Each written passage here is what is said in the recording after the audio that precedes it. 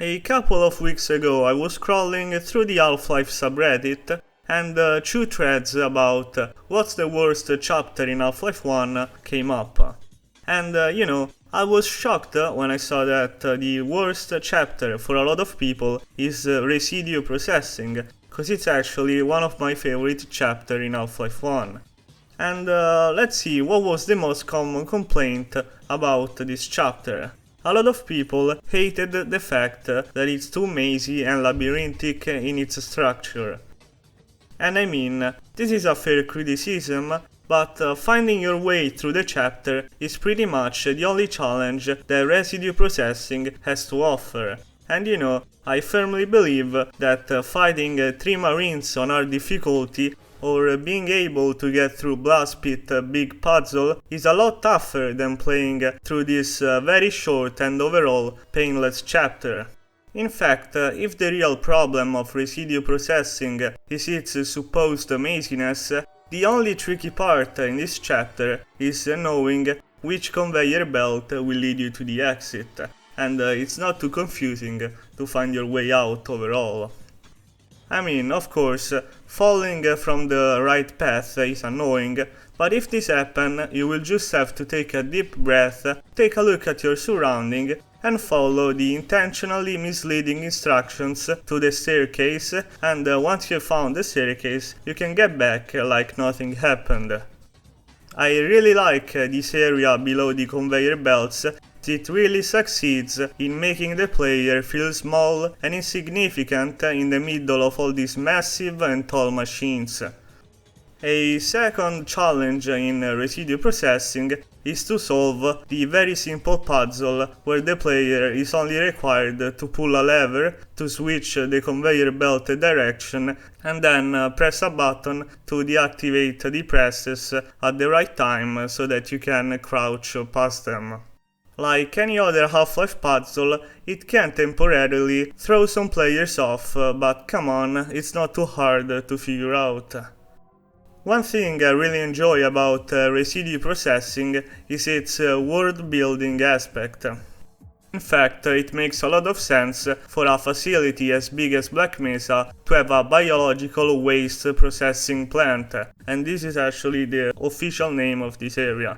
However, it's very clear that this zone doesn't really look as tidy and technological as the anomalous materials labs and offices, for example. The machinery here looks quite rudimentary and the whole section appears to be in quite a decaying state.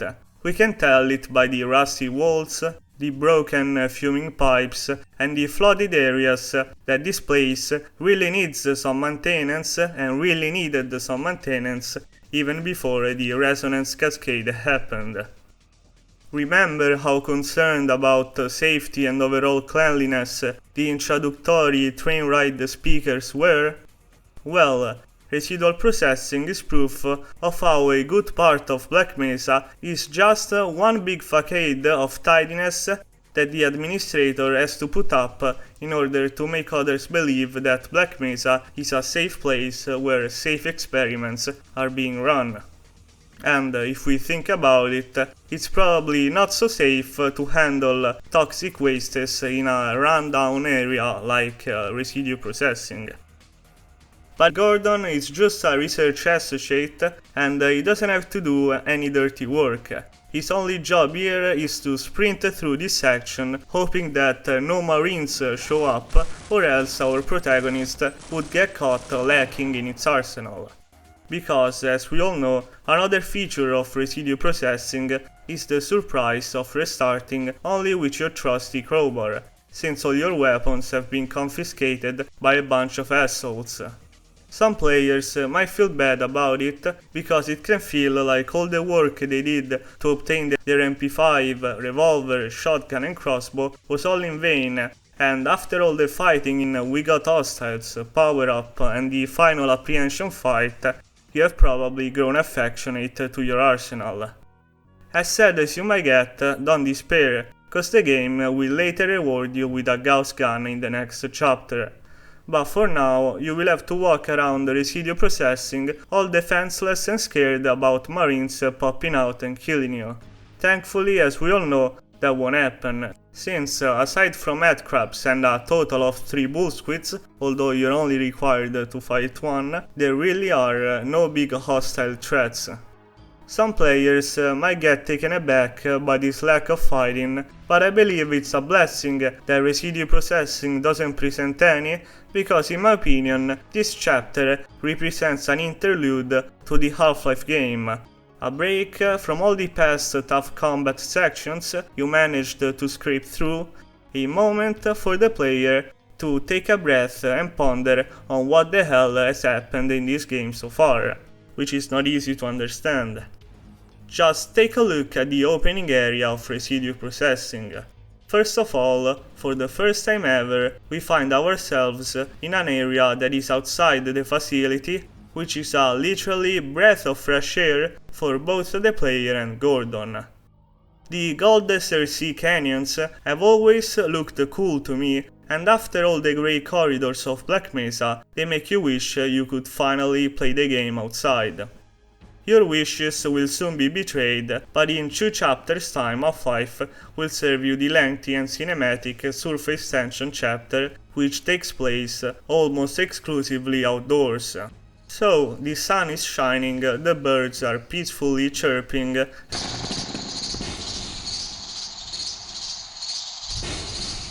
and everything seems fine. The player might even illude itself that we finally accomplished the main objective of the game, because remember, the main objective is getting out to the surface alive, and not killing the Neelant like those manipulatory scientists or other mysterious entities want to make you believe. But no, although we outside, the dangers haven't stopped yet, and the dead scientist laying on the ground indicates just that. However, it's very apparent that the game has slowed itself down a lot. In fact, only 2 headcrabs appear near your colleague corpse, and well, facing a couple of puny headcrabs is not a scary encounter right after having fought 3 highly trained Black Ops assassins in one hell of a tough battle. But weren't games supposed to get harder the more you progress? Is Valve dumb? No, Valve is in fact genius, because we need to consider residue processing as an interlude to the pretty long and eventful Half-Life campaign. So we can safely say that Gordon needs a break, and what's a better holiday location than the insides of a processing plant of anomalous materials? Some might complain that residue processing is too slow of a chapter, which could be a fair criticism if the next 2 chapters weren't questionable ethics and surface tension, with the latter being very much packed with action. As much as you can dislike residue processing, I bet that after killing the 200th Marine by the end of surface tension, you will regret all the shit you talked about residue processing Serenity. So yeah, I see residue processing as the chapter that splits the Half-Life adventure in 2 parts. It's a transitory level that leads the player from the first section of the game to the second. The latter part of the game will get more challenging, with more enemies but also more firepower from your part. Xen would be the 3rd part of the game, but that's not in our interest right now.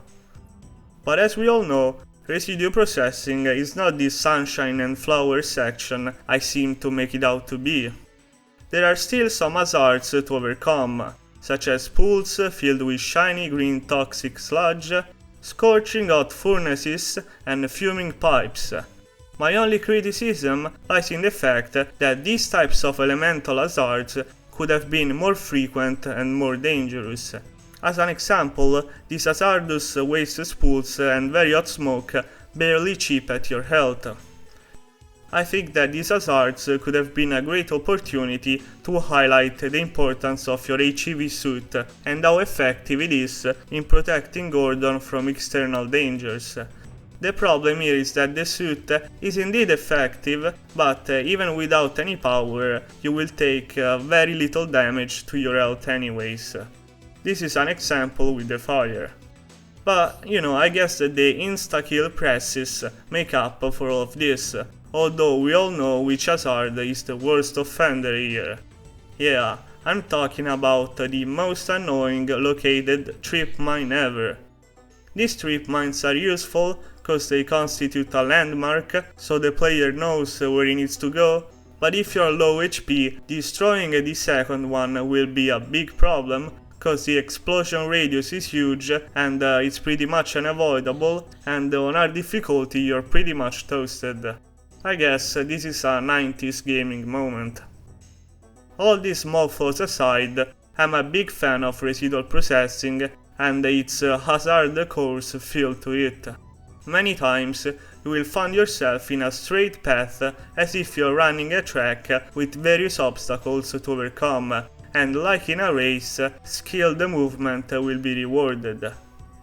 Perhaps a bunch of extra obstacles to avoid during the water slide section wouldn't have hurt.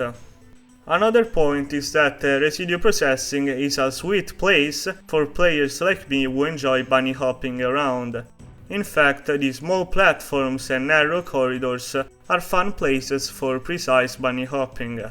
If Half-Life didn't inherit these strafing qualities from Quake, you bet that I would have stated that this chapter is mid at best, but once you learn how to bunny hop, this level will turn very fun to speed through. If residue processing is not a combat chapter, it surely is a movement-based chapter, much like the Xen one. Before concluding, I want to take a moment to appreciate the uniqueness of some of the places in this map. I really like the lit up staircase hanging above the bright green pool of sludge.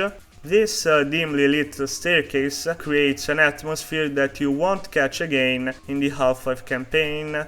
The ivy on the grey walls too is quite neat, and the rusty walls in the canal area and all the textures used are just spot on for a neglected waste processing plant. It also makes a lot of sense that Black Mesa has got an area to dispose of wastes. Residue processing is also quite a colorful chapter in its color palette. I'm pretty sure some of the textures here have not been reused in any other chapters. This point applies to the previous chapter as well, Apprehension, which I like a lot as well. And although short, residue processing presents a variety of activities to do, such as walking on the surface, platforming through various types of surfaces, swimming in waters, and in case we get lost, we also have a bit of exploration to do to find our way back. It's basically only lacking in combat. Alright guys, so let me know your opinions and goodbye, subscribe if you liked.